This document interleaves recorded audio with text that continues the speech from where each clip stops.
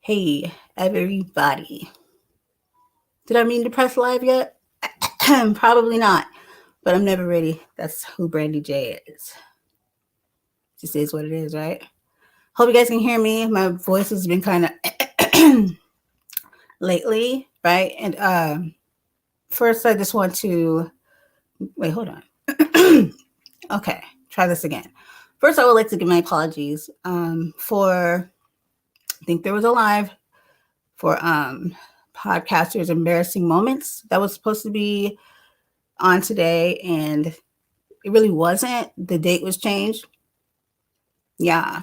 And it didn't really register across the platform. So that was like some technical difficulties. So it has to be rescheduled, which it was scheduled way ahead of time. So yeah, kind of makes me mad a little bit, you know. But yeah, hold on one second. Let me make sure. So for those of you guys that know about podcasters, embarrassing moments, and that was on Facebook. It was audio. It was like an audio live, and basically there's a group, a group that's created for podcasters' most embarrassing moments. It sounds like what it says, because we all have them, right? Podcasters' embarrassing moments. So if you're interested in our YouTube, I hope it's still not under private group. If it is, I might just have to redo that whole group, which is not a problem because it was created such a long time ago that I just might actually redo the group, because I don't want it to be a private group, because I want people to be able to join. And what I realized when you make a group, I think private, you can't go back and change it. Crazy to me. But so would anybody have been able to get in there anyway? I don't know. I have to look into that. So forgive me. There's a lot of technical issues with that there. So here we are. This is not going to be very long because, as you can hear my voice. Yeah. Hold on 1 second.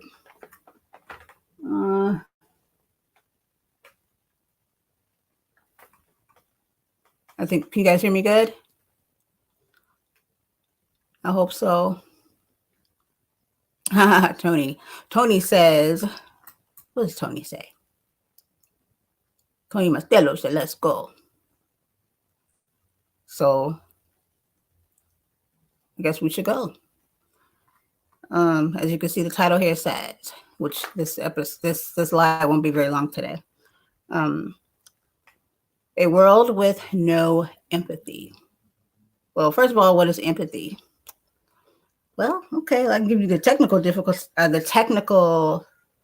definition is the ability to understand or show the feelings of another for like whatever they're going through. So it's the ability to empathize, to show, care and concern, and share those feelings with another, whatever situation may be. Empathy doesn't come in color. It just doesn't. Right. And so then it makes you think, like, why can't people empathize with one another even more? It's a big, big question, because no matter what race or color or gender you are, that shouldn't decipher if you feel a way, right? For someone who's going through, right? That's what connects us as human beings. That's what makes us human, right? Wouldn't you say? I would say. Okay, hold on 1 second, people. Don't mind me. I think I'm gonna have to get up for a second. Right. Okay. So, and then sympathy is just being basically a feeling of sorrow. Like, I pity the fool, or pity for somebody. It doesn't mean you really care. You're just like pitying. So there's a big difference, right? And there's a word called apathy, right? And apathy is a lack of concern, interest, or anything of what anything anybody has going, right? Like, we just don't give a shit. We have no care, concern. We're not just, who are you? Apathy is not a good thing, right? But I think people should have empathy for one another. I think we should all have empathy for one another because, and not even just because of this reason, but mostly, you know how people say, treat others as you would want to be treated. Or would you want that to happen to you? Would you want to be treated that way?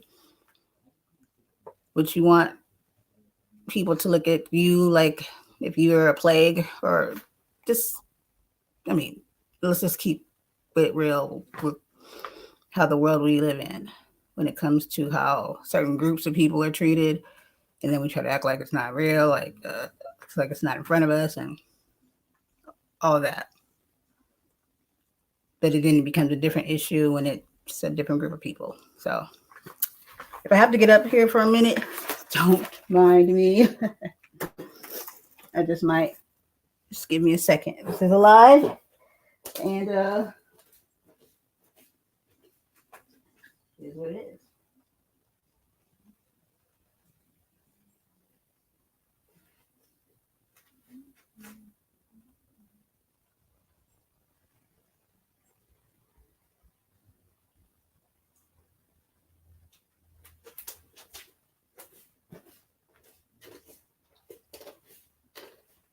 I guess looking at my TV.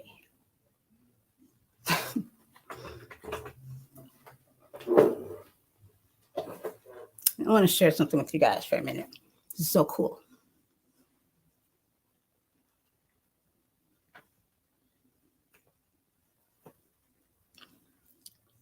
I'm known for my gadgets. This right here. What is that, you say? Well, if you open it, it turns into a mirror, right? But also the speaker. Yeah, so it's like a little speaker. You can get your cute on, get your bounce on too. But no, seriously. So that's what empathy and sympathy and apathy is, right? And so I say that let's see. If it hurts you, it hurts them. Right. Right. Compassion, yes. Compassion. Like one would what would make someone lack compassion for anybody's demise, right? For a loss in someone's family, like if someone was killed or shot or something. What would make someone not empathize with that? That's the bigger question, right? What would make someone blame someone for their for getting shot? You should have complied. That's the most lamest sheesh I ever heard. It's one of the most ignorant things. Now, for you to come out and say it, now for it to be true is another situation. And for you just to say it, just to be said, and not say it in all situations, it just shows someone's ignorance, right? Because obviously there are situations where you're like, well, if that person did, yada, yada, yada. But if you literally have to say that to a group of people,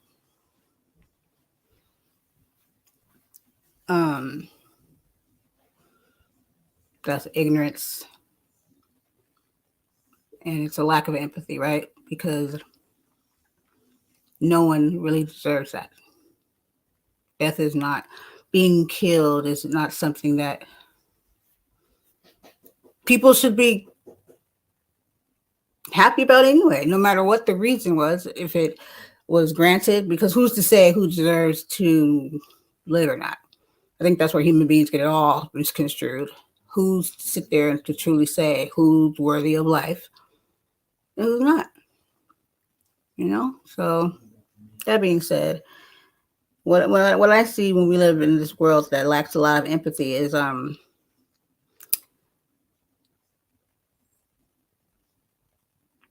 not blaming people. For instance, as I sat back the other day and I was listening to people talk about politics and the election and yada yada yada. I don't really see us talking about humanity, right? It's like politics became humanity. Politics became people's reality. Um, what happened to like human like life? Our lives are not politics. Politics is just something that happens to be something that is in this world we live in. But it seems like it's like painting over just human beings' lives, right? Like people's lives aren't business. You know what I mean? Like situations like everything is like vote red, vote blue, vote left, vote right. What about just I vote humanity, right? Because for the simple fact, not when it comes to politics, not everybody wins. And then we're unempathetic about that because if not everybody's winning, well, they should do this. They should pull themselves up by their bootstraps. They should. Only people that are saying that is the people that are doing good, right? But not everybody is you, right? Um, I don't see everything as just being political. I see that's the problem. Because what if we just focus on people's lives? Like I didn't hear anybody say anything about the homeless population. If it's negative, but not anything good. So what about them when it comes to this whole man-made structure? Why can't they win? Why can't we all win? Why can't we all be healthy? Why can't we all have access to be able to financially pull ourselves up? You know, there's always some, I don't know. And that's the part where empathy comes in because there's no fucking empathy. Nobody cares. It's becoming so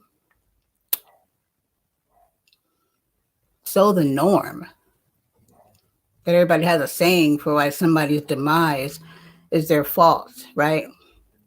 But the only people saying it are the people that are doing good. You understand what I'm saying here? Like, for instance, give me 1 second. 1 second, 1 second.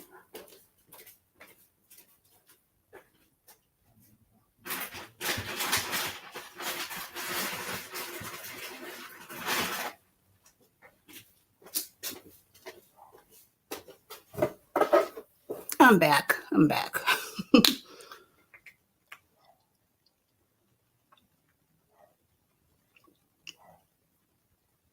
I was listening to some people speak the other day about I guess it was about like finances or whatever. They were talking about some loans that some people got. Then they started to speak about the people when they have money, like, oh well, I had the same opportunity. I had this much money, and I made it work. I opened this business. I did that. I did this. I did that. This is the thing where people say that, and they say, well, if I can do it, the next person can. That's just the lamest thing to say, right? First of all, you don't know that person's situation. They could be been given the same opportunity, the same amount of money, the same opportunity. I think I just said that or whatever. But for you to just insinuate that because they didn't do as you did with the opportunity you had, and to say that because you did it, then that's the reason why they should be able to do it. Now, me being a teacher, this is what I do know. And this is where we don't really see the pattern. When we're in school, a lot of times kids get labeled as far as like IEPs and or they get special needs or just these certain labels. You get put in these categories. You know what I mean? Basically saying that you're not as smart.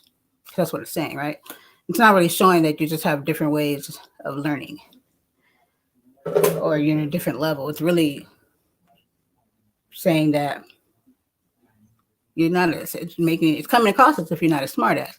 But okay, so these kids get labeled in a certain category within the education system, right? And then what happens to them? They just catch the label. You don't get any programs or any ongoing, conversation about, okay, what do we do next after we label these kids? It's like They get lost in the system. So let's just say that that person that you're saying had the same opportunities as you. Maybe they didn't get the same opportunity at school because of their label. Because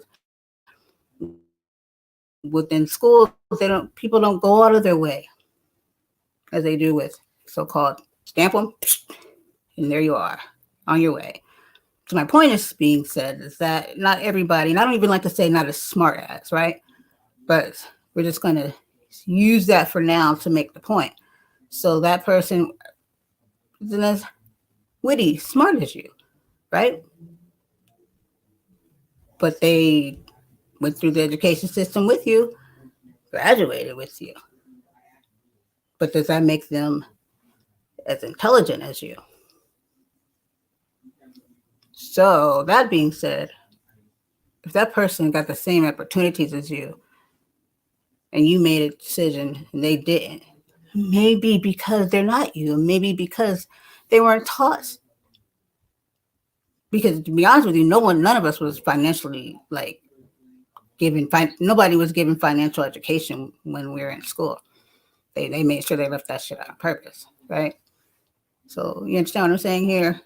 Like, so when we like say those things about other people, well, they got the same opportunity if I did it. That's just I hate even hearing that. Well, I did it. Why they didn't do it? Because they're not you, genius. First of all, not everybody thinks alike because not everybody's on the same intellectual level.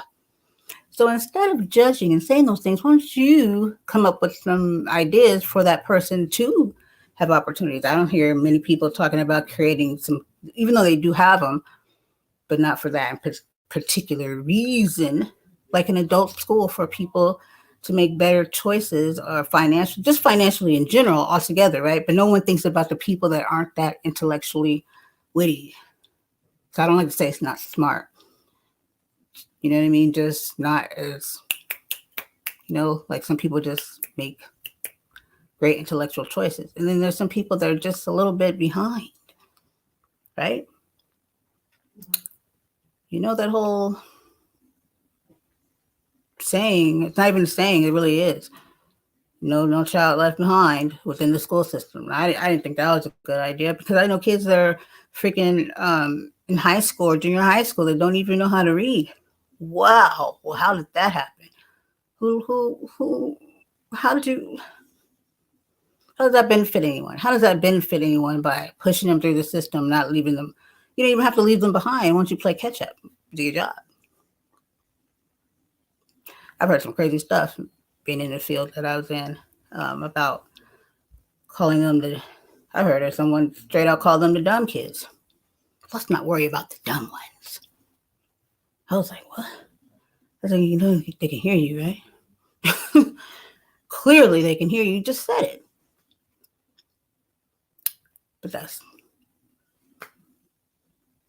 the thinking, that's the mentality of a lot of people in the education system.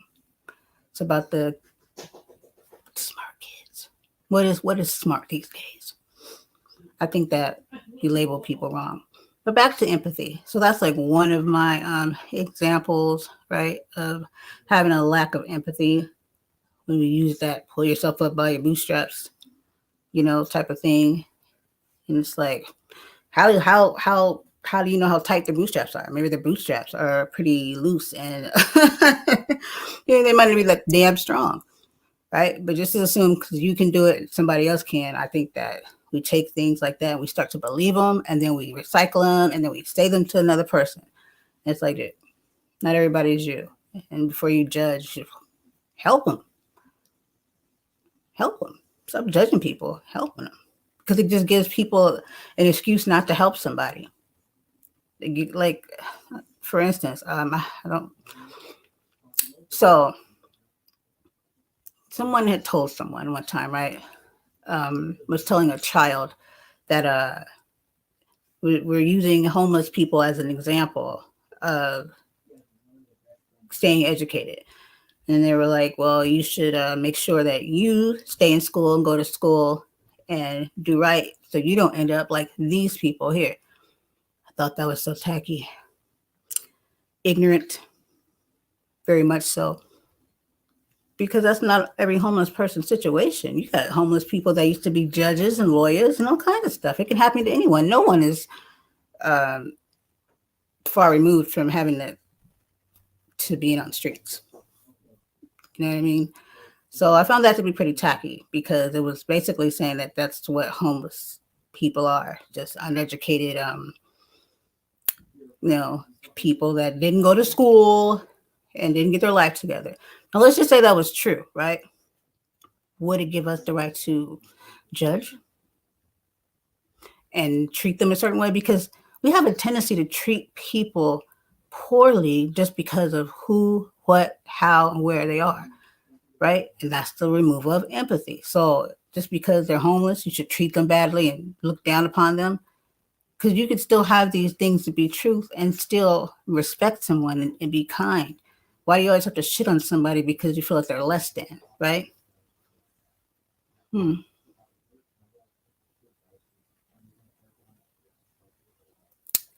Yep, yep, yep. Should be something that makes people think a little bit. How be so quick to treat people a certain way just because of what class they're in. And class is just so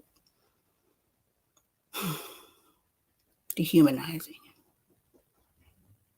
I don't see it as being real because what it does, it makes people feel like that's where their worth is. So, say for instance, if you're in a certain class, right, the upper class, and everybody's like all on all over you, right? But as soon as you're not in that class anymore, you become beneath and below and not worthy anymore, right?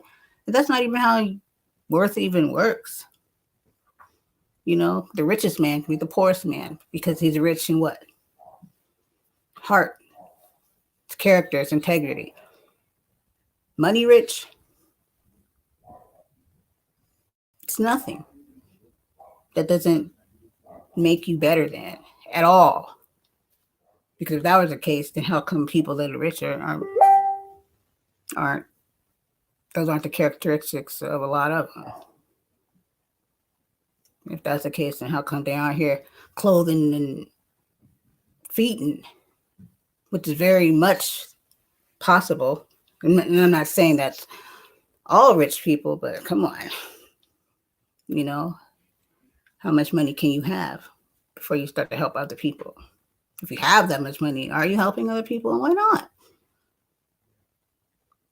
And then it makes you look at the overall picture when it comes down to economically and the structure and who's creating this structure. How come there's not an area carved out for our homeless population?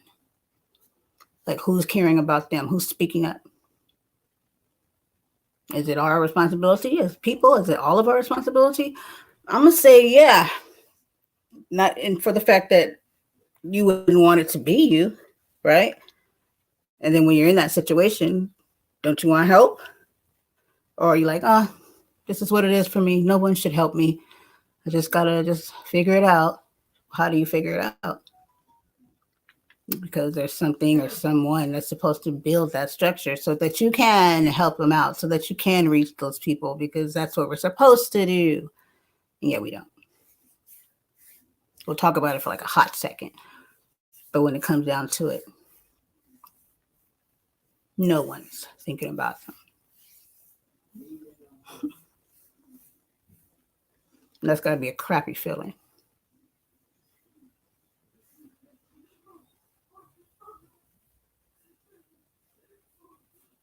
So this really, my point here is with empathy. A lot of people even think that they're empathetic. You just really have to ask yourself, how empathetic are you?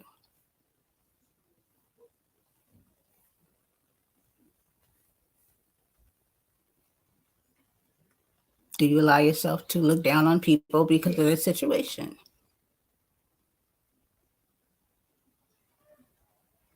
I don't think it takes much for people to care for people, other people.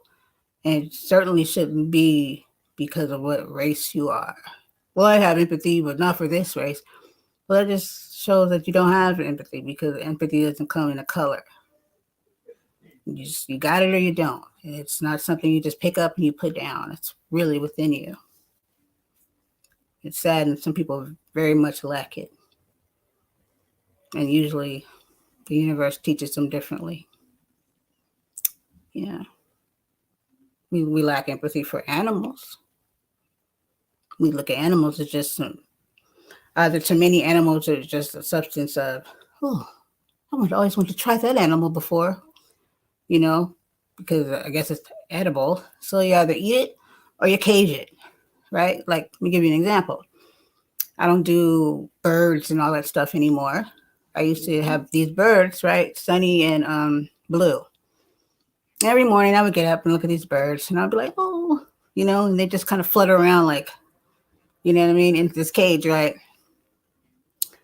And then one day I opened the door so they can get some sunlight and shit. And then one day I walked out into the living room and I just looked right at these birds and I was just like, yo.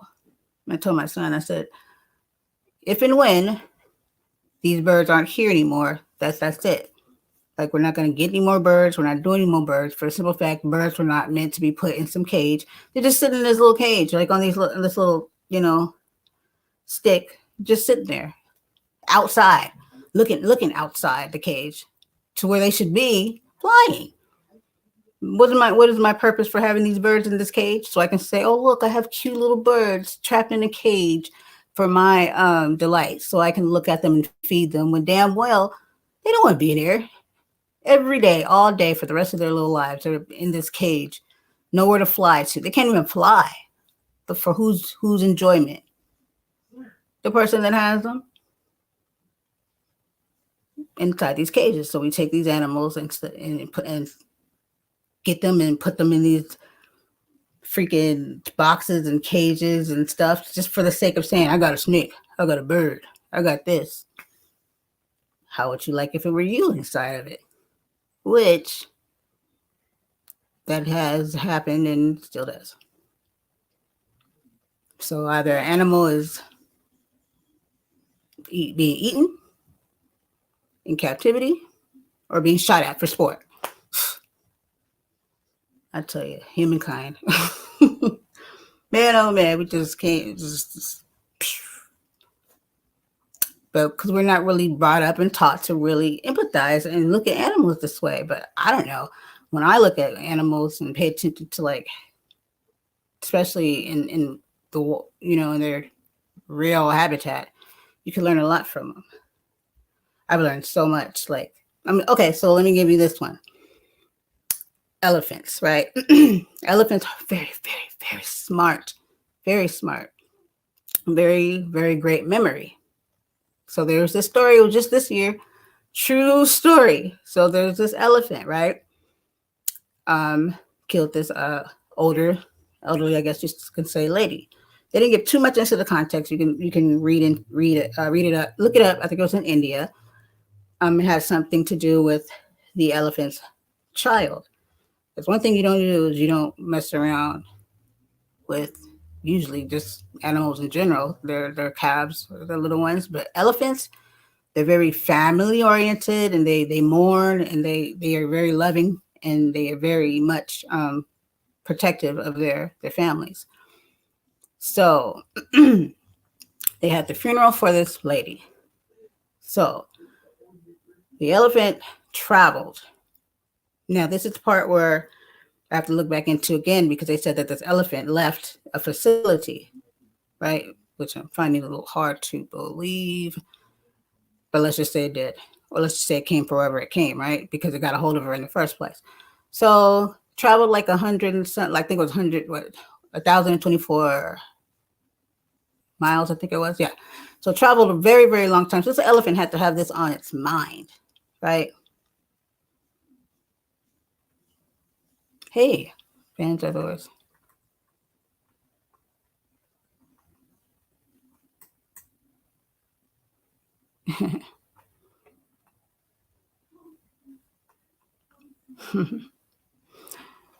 So yeah, the elephant traveled.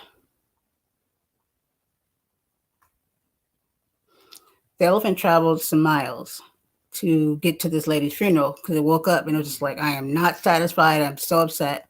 This is what I'm imagining was going through the elephant's head, because this is what it did. So I got to the funeral and had some homies and proceeded to snatch the woman up and fling her around and stomp her out and do some more after it already unalived her.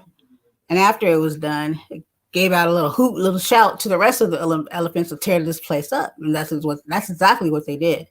The point of the story is that this is an animal that is a lot of times in captivity. And then you'll go to these amusement parks and you'll be like, oh, look at the elephant. It's just so beautiful. And you don't ever think like, oh, look at the elephant. I wonder if it wants to be here. Because a lot of people excuse this, oh, because we saved it from its habitat or something, they're rehabilitating, right? Now, to rehabilitate would mean that you let them go eventually, right? But some of them just can't go back into their environment. Well, due to what? And due to who? Probably that this shit doesn't just happen just because their habitat is probably being what? Destroyed. But the point is, it's an elephant. We don't even see empathy for it. We just go to these amusement parks and we take our kids to the zoo and all this shit and go see these animals and say, oh, look at it. It's so cool. Like this shit is natural. Like it's normal. It's not normal for animals to be in captivity for our entertainment.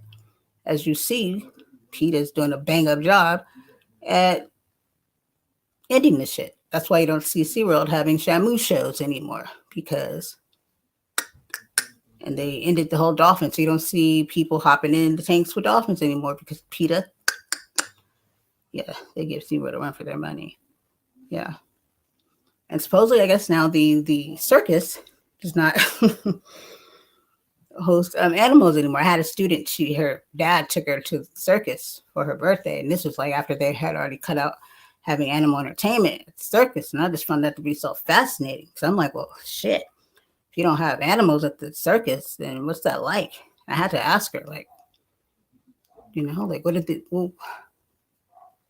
they do? Because that's the whole circus skip down is animals. That's the highlight. Animals, right? But no one cares. So empathy is just not even towards humans because humans can be empathetic towards animals also, right? Can you be empathetic towards an animal and still eat meat? There's a fine line. Fine line. But I find a lot of people to be full of crap when they try to advocate for animals, but then advocate for them to be right on their plate. I'm not a big meat eater. Mine came a little bit more natural where I just couldn't withstand the look or just the thought, what I was intaking into my body. You really let your mind process what's going on with that. You're like, oh dear. Yeah.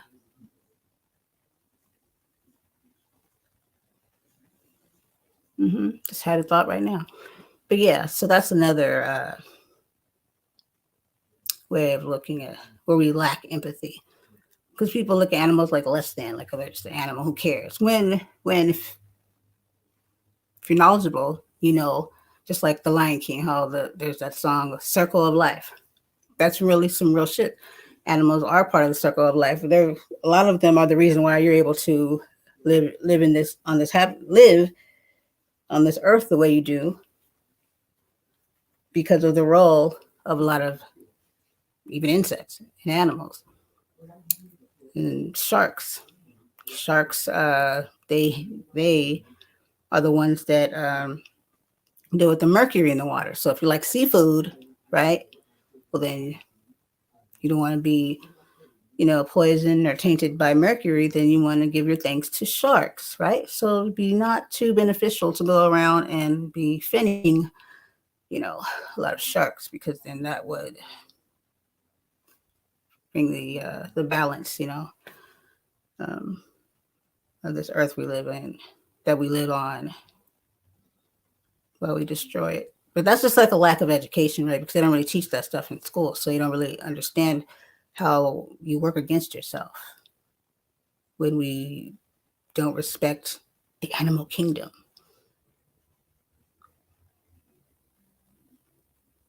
There's a lot of things that need to be rebuilt, restructured, and taught in school. Not just 1 plus 1 is 2, and how to read. Just saying.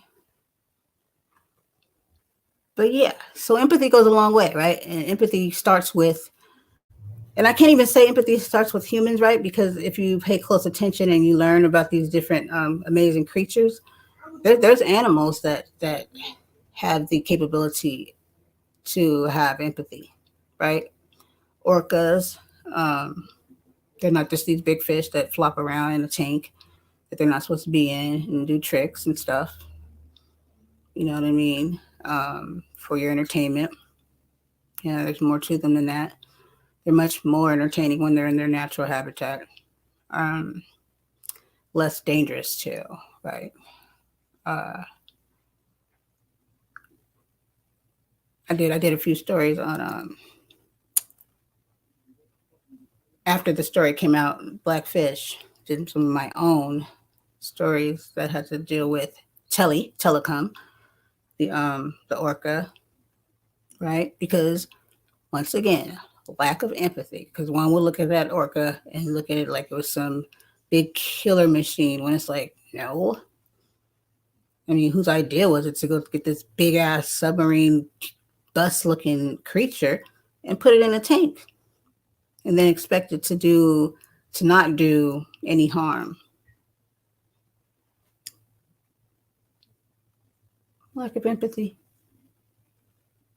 So, just saying, when you go and look at these animals, entertain you, ask yourself, are they having a good time? But it's the way of the world, right? It's about money and what we use to for our entertainment and what we just empathize with or not. If it matters to us, if we care, sometimes people don't realize how removed they are from empathy, and that's fine. You know what I mean? It's just the realizing it part. It's the question. You know, I used to think those entertainment parks were just the world. Like, oh my God, it's so amazing.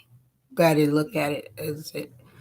I didn't look at it from the perspective of the actual animal, right? Because it's an animal. Who empathizes with the animal? It's just some demo animal. Okay. But that's how the world looks as human beings too.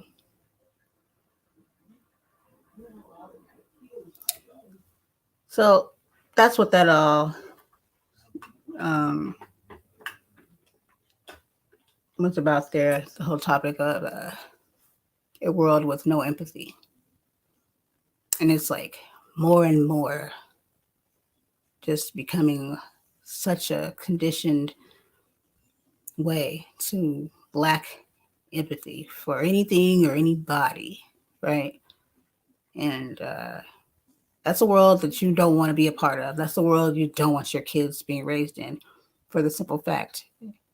If we are in a world with no empathy, what do you think that means for your young ones, right?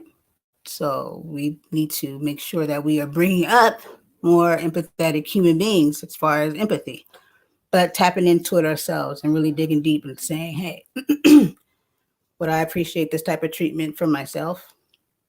What if it was me? You don't feel lack of sorrow or empathy for a person. Then when it's you want people to feel for you. That's not how that works. So that being said, my peoples, empathy, something all of us should be able to relate with, especially if you're a human being. Because if animals can do it, you can do it too. And then think about it too. What makes animals just not go buck wild and ballistic and just set it off in this world? Why is it that most of them, if not in their habitat, and then when you build and build and you push your cities and towns more and more onto their land and their ground, why are they always like pushed off? Or people are saying, oh, there's so many elephants, they're coming onto our land or our territory, and it's not that. You pushed yourself onto theirs and now you want to off them, or they're usually in some man-made structure. Why is that?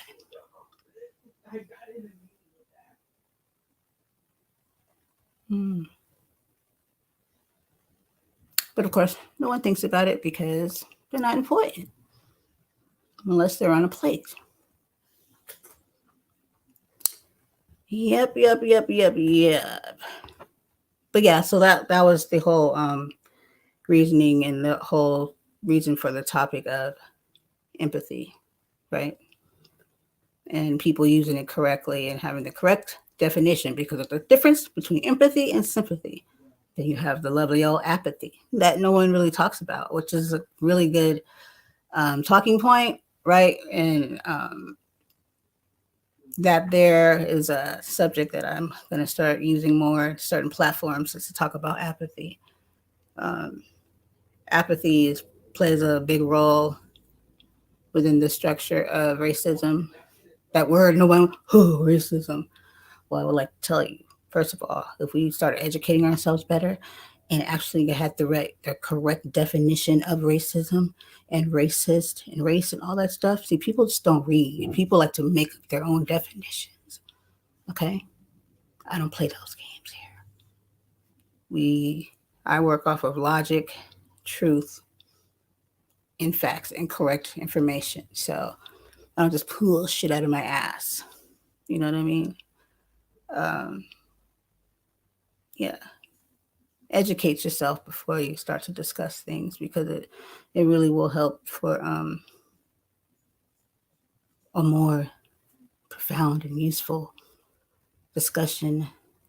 And then you won't make yourself look like a fool either. So, but yeah. So on that note, I would like to say to you all, think about it. How do you feel about empathy? What does it mean to you? Do you have a sense of empathy? Do you have empathy in your heart? Are you one that is empathetic to others? Not sympathy, not sympathetic, but empathetic. Two different words. I also would like to ask you to go to the Real Wise TV and to subscribe. Brandy J's Storytime. Subscribe wherever this is platform that is on. Subscribe. Follow, share, comment, all that and then some. But definitely subscribe or follow. Oh dear, look at that here. But yeah, so and like I said to people on Facebook for podcasters' most embarrassing moments, forgive me for the misunderstanding of the dates, and if that didn't work out the way it's supposed to, but it's going to be redone, and probably the whole group in general, because like I said, it's a private group, so I don't really know how well that was going to work for people to join that live anyway. Facebook has these, I don't know, Facebook is Facebook, right? But when it's redone, it'll be bigger and better, because I totally think I had stories, right, for being a podcaster, and that's why I came up with it. The things that a podcaster experiences that is embarrassing. You might have an embarrassing interview. You might have had an embarrassing podcast that actually aired, and you didn't know that it aired, and then you found out that, oops, you didn't mute that, right? I've had so many embarrassing moments. But it's all in all just for fun. And yeah, most definitely. So I do appreciate anyone that tuned in, and anyone that listens later. Just the moral of the story is empathy. Do you have it? Have you not experienced it? Are you unempathetic? I mean, shit. Can we have empathy for someone that is unempathetic? Yes, you can. Because there might be a reason why. They may have been raised with apathy. Yeah. Well, until next time, folks, because I want to keep my voice. This is your girl, Brandy J. Until next time, peace out. Enjoy your Friday.